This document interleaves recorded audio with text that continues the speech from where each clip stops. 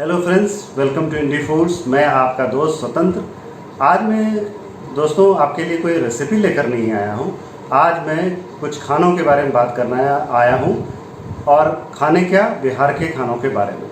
मैं देश के कई इलाकों में जा चुका हूँ और वहाँ अलग अलग तरह के खाने भी मैंने खाए हैं।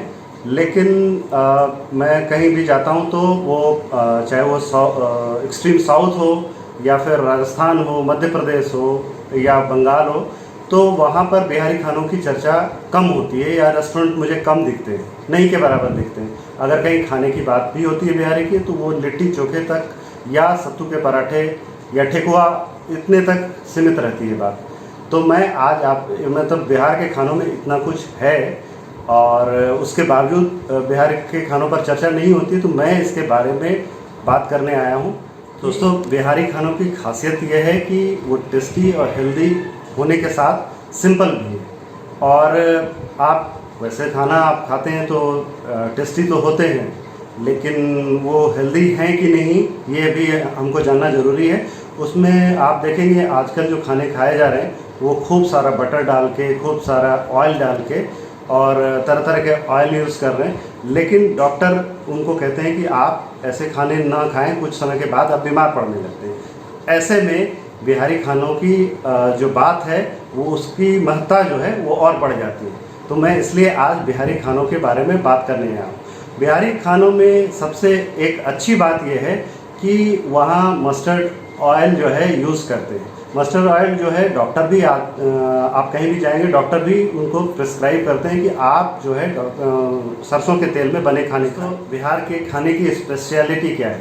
तो सबसे पहले हम नाश्ते की बात करते हैं। तो नाश्ते में चूड़ा जो है, बिहार में चूड़ा बोलते हैं और जगहों पर चिवड़ा बोलते हैं। तो उसको अलग अलग जगहों पर, जैसे मध्य प्रदेश, महाराष्ट्र में उसको पोहा खाते हैं, तो उसमें भी ऑयल होता है। बिहार में भी खाते हैं, पर बिहार में इसका जो सिंपलेस्ट फॉर्म है खाने का चूड़े का, वो है दही के साथ, दूध के साथ, गुड़ के साथ, और गर्मी में आम के साथ चूड़ा हम लोग खाते हैं। बिहार के लोग चूड़ा को एक और मज़ेदार तरीके से खाते हैं। वो चूड़ा थोड़ा फ्राई करके, मतलब बिना तेल के उसको भून के, मतलब आग में सेक के उसको मटन के साथ खाते हैं। मटन चूड़ा जो है बिहार में बहुत मज़े लेकर खाया जाता है। और आप देखिए, चूड़े के बाद अगर गर्मियों की बात करें तो गर्मियों में सत्तू जो है वहाँ खूब आपको ठेलों पर पीते हुए लोग देखेंगे, घर में खाते हुए लोग दिखेंगे। और उसको कई तरह से खाया जाता है। उसको पीने के उसमें भी नमक डालकर उसको पी लिया थोड़ा, या फिर उसको नमक और थोड़ा सरसों तेल मिलाकर, कच्चा सरसों तेल मिलाकर उसको सान के खा लिया, या फिर केवल नमक और पानी के साथ उसको घोल के पी लिया, गुड़ के साथ घोल के पी लिया। और अगर थोड़ा किसी दिन थोड़ा चटपटा खाने का मन हुआ तो थोड़ा पराठा भी बना लिया, और उसको कभी लिट्टी में भी सत्तू को थोड़ा स्टफ़ करके खा लिया। तो ये रही नाश्ते की बात। लंच के बाद हम बात करते हैं दोपहर के भोजन की, लंच की। तो लंच में ज़्यादातर लोग चावल प्रेफर करते हैं। चावल के साथ दाल, और दाल वो भी जीरे से छुकी हुई और हींग और जीरे से छुकी हुई। और वो बहुत गाढ़ी नहीं होती है, वो थोड़ी रनी होती है, क्योंकि चावल के साथ खाने में फिर ठीक रहता है। इसके बाद उसके साथ हम आलू गोभी का भुजिया या फिर सीजनल जो भी हो, आलू परवल का भुजिया। पर जो भुजिया दूसरे जगहों से, दूसरे इलाकों से अलग कैसे होती है कि वो क्रंची होती है, क्रिस्पी होती है थोड़ी।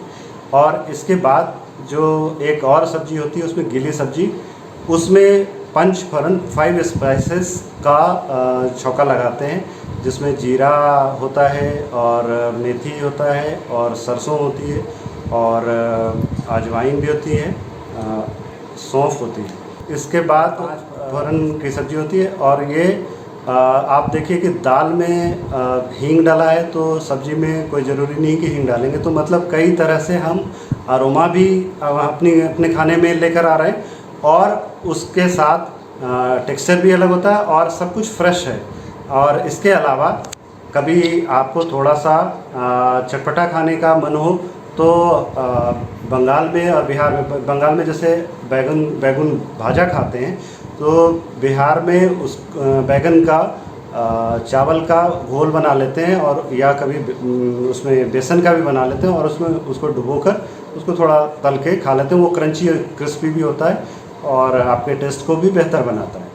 तो इस बैगन को जो हम चावल में इसको डुबोकर तल के खाते हैं, इसको झुट्ठी बोलते हैं। और उसके बाद हम इस सीजनल सैलड भी भोजन में होता है। इसके बाद हम डिनर पर आते हैं। डिनर में ज़्यादातर बिहारी रोटी खाते हैं, और रोटी के साथ एक गीली सब्जी और सूखी सब्जी खाते हैं।